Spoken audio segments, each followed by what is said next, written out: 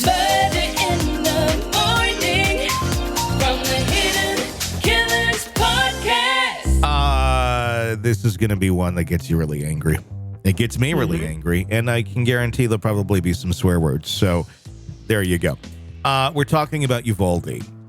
And as we know, Uvalde was one of the biggest clusterfucks in policing history. How many kids? It was horrible. How many died? Was it 45? I don't have the number. Let me look. I want to say it was 45, but I don't know that. That's the first thing that popped in my head. Let me see if I can find it real quick. Too many. How's that? Yeah, too many. I mean, it was just ridiculous. This is in Uvalde, Texas, where the police basically surrounded the school as an active shooter. A single active shooter was in there, going into barricaded classrooms and executing children. 19 children, 2 teachers. Okay. I had 45 in my head. The number doesn't matter. Yeah. It was 19 kids, 2 teachers. Yeah. And there was literally hundreds of police surrounding the building, and everybody going, what do we do? When do we go in? When's the order? Should we go in? Should we not go in? There were officers there who had kids in the building that actually tried to go in. There was parents trying to break the police line, and the police were trying to arrest the parents because nobody was going in and stopping the shooter. Everybody was like, what? And then afterwards, they had the nerve to go on stage at like the local fairgrounds or the Golden Corral or something, put on their big fucking hats that they do in Texas and go, we did a great job, and have a big old circle jerk. And then when someone comes in and says, you guys, a bunch of kids just died here and like you didn't do anything, you don't belong here. I think it was Beto O'Rourke who actually did that and called them out like immediately. You don't belong here, boy. Anyway, I think everyone who was not doing their job in this case should end up in prison. I know that's not how that works because they'll protect each other. But if this was an absolute dereliction of duty. Yeah. Absolute. And this, and I don't want to get into a gun discussion, but when I hear them say, well, we need more guns, they had more guns. They didn't do anything. It's not about guns. It's about incompetence. It's about the person. Is the person, do they have enough balls between their legs, and if they're men, to actually go into the situation and disarm the shooter? They didn't. Utter incompetence all the way around. And again, I will say this because if you're just listening for the first time, you must hate police. Like, no, I don't at all. Not at all. That's not at all. I hate incompetence. And I don't care what the fuck you do for a living. If you're incompetent and your position has other people's lives depending on you being competent and you're not, yes, I have a problem with you. Yeah. Again, not about police. Love good police. Have many friends. I have family, as you do too.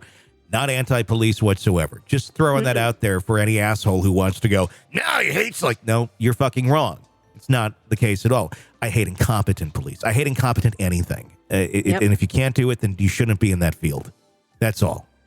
And it seems there was a couple hundred of them at this place. The scathing report, the U.S. Justice Department report revealing disturbing failures in Robb Elementary and that school shooting. The scathing report released by the U.S. Department of Justice has unveiled shocking details surrounding the Robb Elementary School shooting in Uvalde, Texas, which took place May 24th of 2022. The incidents, which claimed the lives of innocent children and a teacher, exposed a series of failures in law enforcement response and the culmination leaving the community in turmoil. I think we all pointed this out like the day of. So why the fuck it took 2.5 years to come up with a report? I don't know. I think could have done that on the weekend. During the terrifying ordeal, 9 and 10-year-old children inside the Robb Elementary School made desperate pleas for assistance, heart-wrenching cries for help, help, help, and a heart-rending statement such as, I don't want to die, my teacher is dead. And there's lots of dead bodies echoed through the 911 call during the initial 37 minutes of the siege. Unreal. I can't get past this. The outsiders watching this happen, hearing about it, had different thoughts than what these people who are actually at the situation as to what they had. I was an EMT for not very long, about a year. I had like active shooter training of some sort, what to do if you come up to a scene and there's an active shooter. And I was not police. And I even kind of had an idea of, well, somebody's got to disarm the shooter.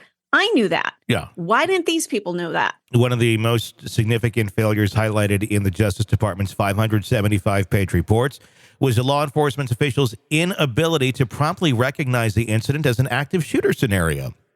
Because they're idiots. The report acknowledges the quick arrival of officers who bravely ran towards the sound of gunfire. However, they froze upon reaching the classrooms, failing to use available resources to enter and eliminate the threat.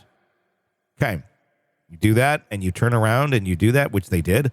Sorry, those people need to go. According to the report, officers retreated from the gunfire, opting to wait for reinforcements and treating the gunman as a barricaded suspect. You have gunshots going off in a classroom filled with children, and you're going to sit back and wait? Let's get some more support. You are the ones with guns. There's more of you than the one guy with the gun. And by the way, you signed up for this. And if kids are in there dying, there's people who didn't sign up for your fucking job that would have gladly gone in there and taken a bullet for those kids. Probably every single fucking parent that was there.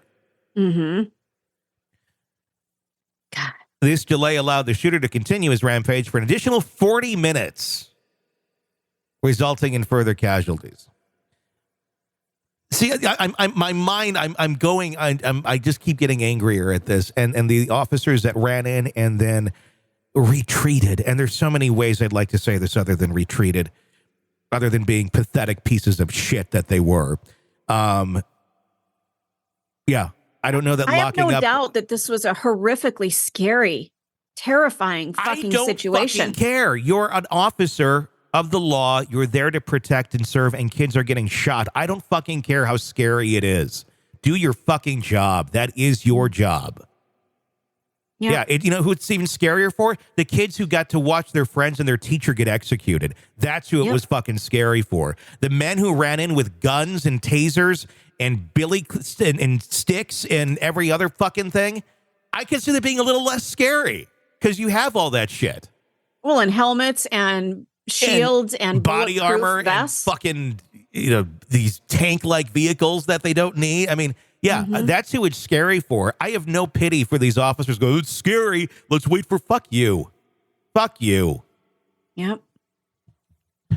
Yeah, I want to know if they are going to be held accountable other than, oh, you failed. Here's our report. What are you going to do about it? Highly because doubtful. Just retraining them, it's not like they sexually harassed somebody and, told a dirty joke at work. They allowed children and teachers to literally be executed. Yeah, thank you. That's the word I was looking for. They allowed it to happen, and not that they wanted it to happen, but they were watching it happen in real time and just stood there going, I don't know, I need to use some Purell. Need that reinforced. That scene. Yes. And that Remember happened. that? And that happened too. Yes. One of them actually took time to get some Purell and rub it on his hands as they're walking through the fucking school that's being shot up and going, I'm not going to go in that classroom. Astounded me. But let me make sure that I'm not going to die of COVID from these germs in this dirty school. Yeah. I'm like, this is one of those where it's like, I'm sorry, gather these folks up, bring them to the town square, and let the parents who lost their children give them some spears and see how that goes. Well, that's, we're getting to that point in this country, but they need to be held accountable. If we allowed, I forget the guy's name. Was it Scott Peterson? No, that was a Scott Peterson in the other case where he was found not guilty of standing there doing nothing for all those. Okay, so if he was brought to trial over this, these folks need to be brought to trial. No, I agree. He was just a safety officer. These were full on employed by the United States government. They were employed as police. Yeah. I believe they did nothing. I believe it took Border Patrol agents to get there and go, hey, dumb fucks, we're going in. Exactly. Yeah, I mean, so I think they need to be taken to task for this in more than, well, here's our report, you guys fucked up. No, they need to be held accountable because in that, 37 minutes, they did not make the decision that they were trained to do. No, they did not. And I can guarantee, I mean, I can't imagine being a parent having lost your child in this. And I'm actually, I'm going to say, I'm frankly kind of surprised there hasn't been other justice that has, vigilante justice, that hasn't reared its head as of yet by any, I don't know, angry parent or, I don't know, parent that may have gone psychotic after this, because I think I would. I think if I were in that situation, they should probably keep me away from anything that could, because I would not be calm. I would not be, oh, we'll let the system play itself out, because we know how the system doesn't play itself out very well. And I think I would have been bringing justice to, I think, anybody involved in this who had anything to do with the death of my child in one way, shape, or form. I'd probably end up in jail at some point, prison probably, if I were one of those parents, because I could not, I don't think I could fathom sitting back and just watching this shit show. The report emphasized the critical role of leadership in law enforcement during the moments of dire challenge. However, it stated that leadership was notably absent for an extended period during the Robb Elementary School response. Key figures including then school police chief Pete Ardonado and then acting Uvalde police chief Marino Pargas and Uvalde County Sheriff Ruben Nolasco were cited for their failures of leadership. Cited? Oh, you get cited for that. No. They need to spend some time in jail. Ardonado, identified as the de facto on-scene commander, prioritized evacuations over immediate breach and entry into the room with the shooter, contrary to active shooter response principles.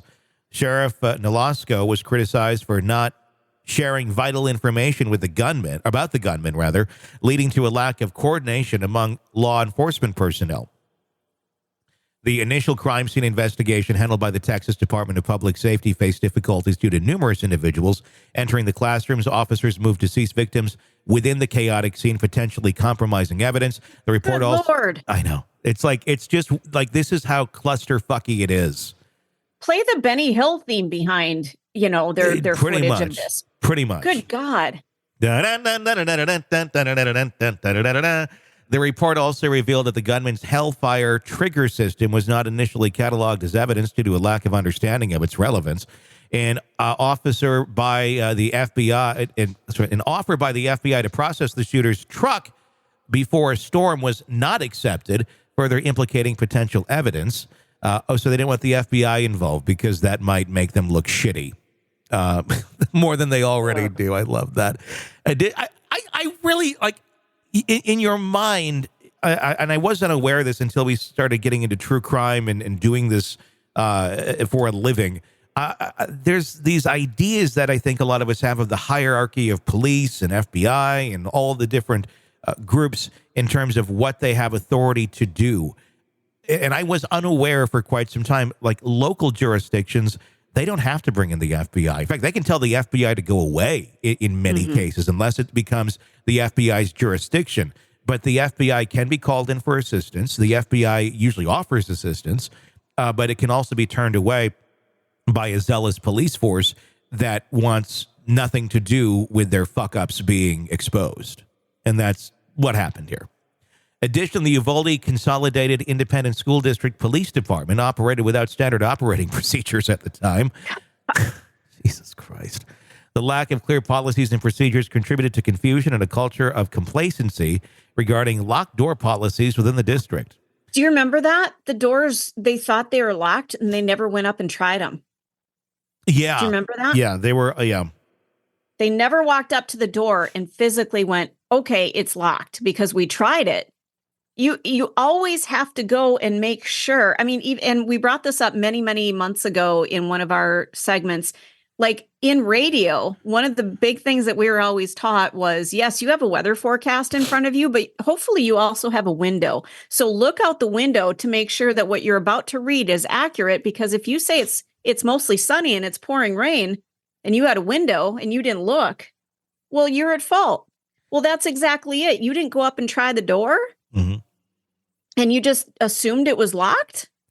Well, go up and try it. You might find out differently. You might. You might if you did your job. You just, did that. The report dismissed the initial narrative of heroic first responders saving lives, which was complete bullshit, and criticized the disorganized and chaotic death notification process. Families faced obstacles in locating their loved ones, accessing hospitals, and receiving timely information. Some were provided with incomplete or inaccurate information about their pain or adding to their pain. Attorney General Merrick Garland commented on the findings, stating the victims and survivors of the mass shooting at Robb Elementary School deserve better. The law enforcement response to Robb Elementary on May 24th, 2022, and the response by officials in the hours and days after was a failure. From top to bottom, it was a failure from the get-go. I think the only people who were really doing their job were the 911 dispatchers. Yeah.